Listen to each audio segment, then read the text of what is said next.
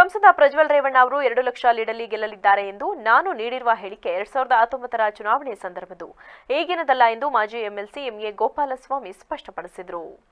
ಹಾಸನದಲ್ಲಿಂದು ಪತ್ರಿಕಾಗೋಷ್ಠಿಯಲ್ಲಿ ಮಾತನಾಡಿದ ಅವರು, ಜೆಡಿಎಸ್ನವರು ತಮ್ಮ ರಾಜಕೀಯ ಬೇಳೆ ಬೇಯಿಸಿಕೊಳ್ಳಲು ಹಳೆಯ ವಿಡಿಯೋವನ್ನ ಈಗ ಹರಿಯಬಿಟ್ಟಿದ್ದಾರೆ. ಆ ಪಕ್ಷಕ್ಕೆ ಇಂತಹ ಹೀನಾಯ ಸ್ಥಿತಿ ಬರಬಾರದಿತ್ತು. ಕಳೆದ 2 ದಿನಗಳಿಂದ ಪ್ರಜ್ವಲ್ ರೇವಣ್ಣ ಅವರು 2 ಲಕ್ಷ ಲೀಡಲ್ಲಿ ಗೆಲ್ಲಲಿದ್ದಾರೆ ಎಂದು ನಾನು ಹೇಳಿರುವ ಮಾತಿನ ತುಣುಕು ಸಾಮಾಜಿಕ ಜಾಲತಾಣ ಸೇರಿದಂತೆ ಎಲ್ಲೆಡೆ ಓಡಾಡುತ್ತಿದೆ.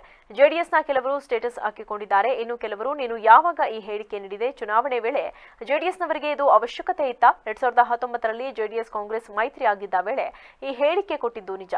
ಆದರೆ ಅದನ್ನ ಈಗ ಟ್ರೋಲ್ ಮಾಡುವ ಹೀನಾಯ ಸ್ಥಿತಿಗೆ ಜೆಡಿಎಸ್ ಬರಬಾರದಿತ್ತು. ಈ ತಂತ್ರಗಾರಿಕೆ ಜೆಡಿಎಸ್ನವರಿಗೆ ಫಲ ನೀಡದು. ಜೆಡಿಎಸ್ ನಾಯಕರ ಕುತಂತ್ರಕ್ಕೆ ಜನರು ಮರಳಾಗುವುದಿಲ್ಲ. ಚುನಾವಣೆಯಲ್ಲಿ ತಕ್ಕ ಪಾಠ ಕಲಿಸಲಿದ್ದಾರೆ. ಎಲ್ಲೆಡೆ ಕಾಂಗ್ರೆಸ್ ಅಭ್ಯರ್ಥಿ ಶ್ರೇಯಸ್ ಪಟೇಲ್ ಪರವಾದ ವಾತಾವರಣ ಇದ್ದು ಇಡೀ ರಾಜ್ಯದಲ್ಲಿ ಹಾಸನದೇ ಮೊದಲು ರಿಸಲ್ಟ್ ಬರಲಿದೆ. ಏಪ್ರಿಲ್ 15ರಂದು ಕಡೂರು, 18ರಂದು ಹಾಸನಕ್ಕೆ ಸಿಎಂ ಹಾಗೂ ಡಿಸಿಎಂ ಆಗಮಿಸುವರು. ಇಬ್ಬರು ನಾಯಕರು ಇಡೀ ಜಿಲ್ಲಾದ್ಯಂತ ರೋಡ್ ಶೋ ಹಾಗೂ ಪ್ರಚಾರ ಮಾಡಲಿದ್ದಾರೆ.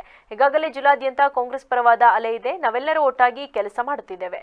ಸೂರ್ಯ ಚಂದ್ರ ಇರುವುದು ಎಷ್ಟು ಸತ್ಯವೋ ಶ್ರೇಯಸ್ ಪಟೇಲ್ ಗೆದ್ದು ಇತಿಹಾಸ ಬರೆಯುವುದು ಅಷ್ಟೇ ಸತ್ಯ ಎಂದರು. ಮತ್ತೊಂದು ವಿಚಾರ ಏನಂದರೆ, ನಿನ್ನೆಯಿಂದ ನನ್ನ ಮೇಲೆ ಒಂದು ಟ್ರೋಲ್ ಆಗ್ತಾ ಇದೆ.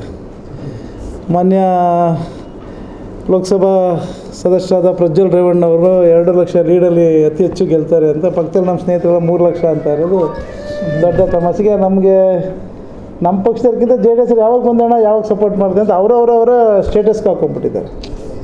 ಸೊ ಇಂಥ ವಿಚಾರವನ್ನು ನಮ್ಮ ಮುಂದೆ ಕೇಳಬೇಕು. ಯಾಕೆಂದರೆ ಈ ಚುನಾವಣೆ ಸಂದರ್ಭದಲ್ಲಿ ಕುಮಾರಸ್ವಾಮಿ ಮೋದಿ ಬೈಯೋದು, ಮೋದಿನ ದೇವೇಗೌಡರು ಬೈಯೋದು, ದೇವೇಗೌಡರು ಇನ್ನೊಬ್ಬರು ಬೈಯೋದೆಲ್ಲ ನಾವು ನೋಡಿದ್ದೀವಿ. ಆದರೆ ಇಂಥ ಒಂದು ಸಂದರ್ಭದಲ್ಲಿ ಇದು ಅವಶ್ಯಕತೆ ಇತ್ತ ಅಂತ, JDS ಪಕ್ಷ ಇಷ್ಟು ಹೀನಾಯ ಪರಿಸ್ಥಿತಿ ಬಂದಿದೆಯಾ ಅಂತ ನಾನು ಅಲ್ಲಿ ಸ್ಟೇಟ್ಮೆಂಟ್ ಕೊಟ್ಟಿರ್ತಕ್ಕಂಥದ್ದು ಮಾನ್ಯ ಮಾಜಿ ಪ್ರಧಾನಿ ದೇವೇಗೌಡರೇ ಖುದ್ದಾಗಿ ನನಗೆ ಅವತ್ತು ಫೋನ್ ಮಾಡಿದರು. ನಾಮಿನೇಷನ್ ಫೈಲ್ ಮಾಡ್ತಾ ಇದ್ದೀವಪ್ಪ, ದಯವಿಟ್ಟು ಬನ್ನಿ ಅಂತ ಹೇಳಿ 2019ರಲ್ಲಿ. ಅವತ್ತು ನಮ್ಮ ಹೈಕಮಾಂಡ್ನಂತೆ ಮೈತ್ರಿ ಇತ್ತು ಸರ್ಕಾರ. ಅವತ್ತು ಕುಮಾರಸ್ವಾಮಿನ ನಾವು 37 ಮುಖ್ಯಮಂತ್ರಿ ಮಾಡಿದ್ದು. ಆ ಸಂದರ್ಭದಲ್ಲಿ ನಮ್ಗೆ ಪತ್ರಿಕಾಗೋಷ್ಠಿಯಲ್ಲಿ ಕಾಂಗ್ರೆಸ್ ಮುಖಂಡರಾದ HK ಜವರೇಗೌಡ, ಜಾವಗಾಲ್ ಮಂಜುನಾಥ್ ಸೇರಿದಂತೆ ಸುರೇಶ್ ಇದ್ದರು.